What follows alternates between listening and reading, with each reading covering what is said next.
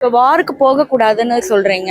ஆனா வந்து நெறையா பேரு இங்க இழந்த மக்கள்லாம் என்ன சொல்றாங்கன்னா, இந்த மாரி மோடி அவர்கள்கிட்ட வந்து போய் சொல்ல சொல்றாங்க.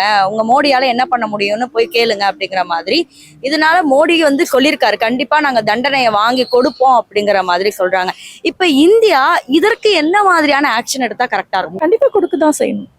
யாரா இருந்தாலும் மனுஷன் தானே.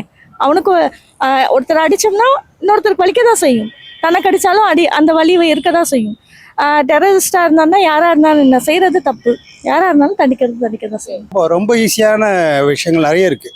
இப்போ ஸ்ட்ராட்டஜிக் ஸ்ட்ரைக்குன்றது பார்டரில் மட்டும் பண்ணுறது இல்லை, உள்ளூரில் களை எடுத்தாலே பாதி விஷயங்கள் குறையும். அதுவும் Modi is the most strongest person in the world.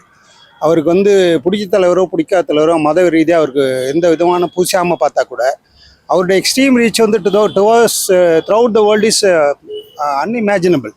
It's most strongest person in the world. அது வந்து we should be proud of it. அப்படி இருக்கிறச்ச போர் இல்லாமல் இதுங்களை ஈஸியாக களை எடுக்க முடியும்.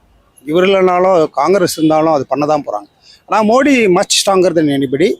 இது ஓவர் நைட்டில் ஒரு 20 பேர் பண்ணாங்கன்னா அந்த கூட்டத்தில் 50 பேர் தூக்கிடுவார். அந்த பவர் தெரியாமல் நியூஸ்க்கு வராமல் பண்ண முடியும். பண்ணுறாங்க, நான் பார்த்துருக்கேன். It is very fact that we can easily screw them off.